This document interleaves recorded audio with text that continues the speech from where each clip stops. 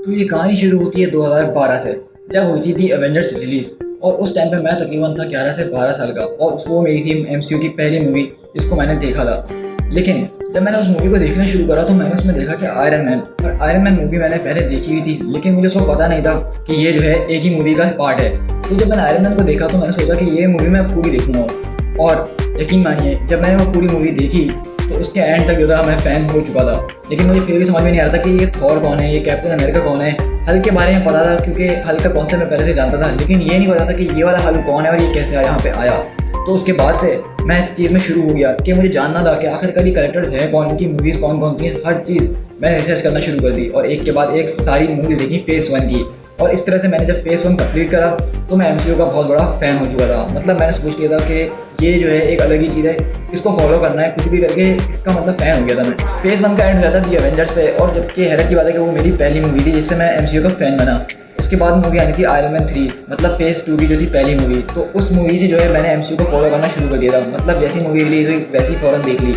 इस तरह Aahista Aahista Aahista as of Ultron तक आ गया, और एज ऑफ अल्ट्रॉन पे आने के बाद मैं और भी ज़्यादा एक्साइटेड होने लगा इन मूवीज़ के लिए। और तब जाके मुझे थोड़ा थोड़ा एहसास होने लगा कि ये मूवीज़ को जानने के लिए कॉमिक्स पढ़ना ज़्यादा ज़रूरी है।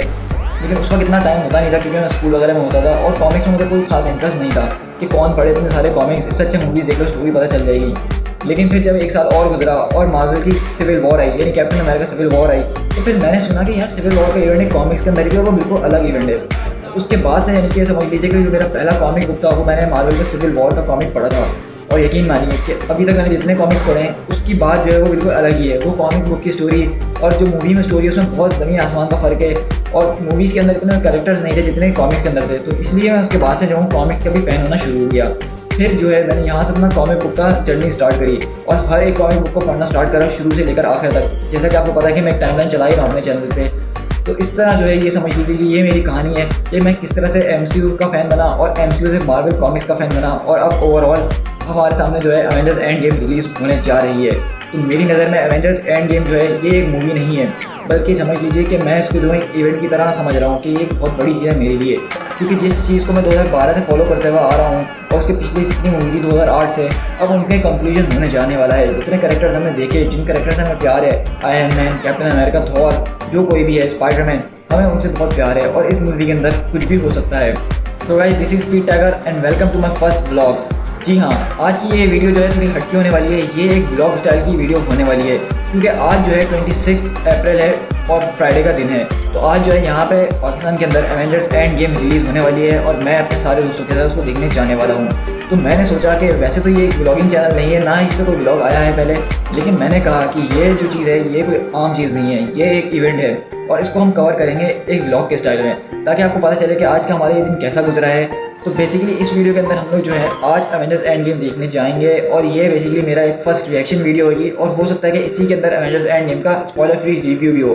जिस तरह कि आपको पता है कि मैं हर मूवी के बाद एक अलग वीडियो बनाता हूँ स्पॉइलर फ्री रिव्यू, हो सकता है कि वो स्पॉइलर फ्री रिव्यू आज आपको इसी वीडियो में दिख जाए।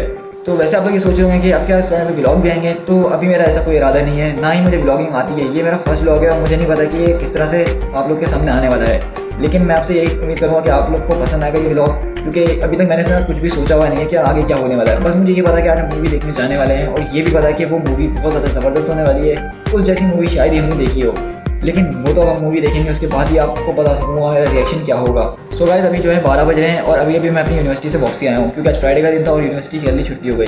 तो अभी आज फ्राइडे है, तो पहले हम मस्जिद जाएंगे नमाज़ पढ़ने के लिए, उसके बाद जो है हम अपनी तैयारी करेंगे एंड गेम की, क्योंकि हमारा शो जो है 3:30 का शो है। तो समझ लीजिए पहला शो है और हम इसके लिए न्यूप्लेक्स सिनेमा जा रहे हैं। तो इसके बाद हम जो है आपसे नमाज़ पढ़ने के बाद तैयार होकर मिलते हैं और बताते हैं फिर क्या सीन है। हम हो चुके हैं तैयार, और जैसा कि आप देख सकते हैं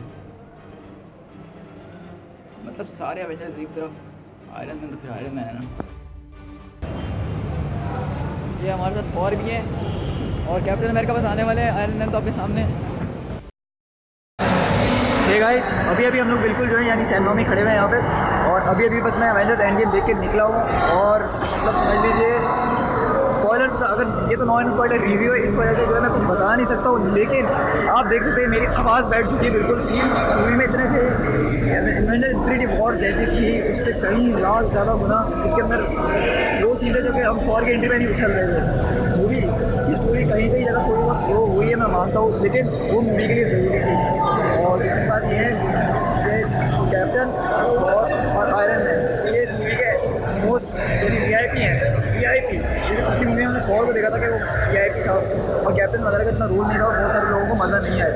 लेकिन इस मूवी में जो 3 मार्वल की बिग 3 है, ये मूवी मैं कहता हूँ इनकी है।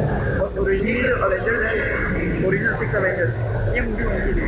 उसके अलावा इस मूवी में मतलब कोई ऐसी चीज़ नहीं थी जो कि आपको पसंद ना आए। अगर आप मुझसे पूछे रेटिंग वगैरह की, तो मैं अपनी शॉर्ट रिव्यू देना चाहूँगा। मैं इस मूवी को 10 आउट ऑफ 10 मार्क्स देना चाहूँगा। और वो भी इसी वजह से क्योंकि इस जैसी मूवी जो है, अब मुझे नहीं लगता कि अगले 10-15 साल में बनने वाली है। इस मूवी के अंदर इतना पोटेंशियल था कि इतनी ज़्यादा कास्ट थी, उसके बावजूद भी हमें इतना ज़्यादा मज़ा आया कि हम बता नहीं सकते।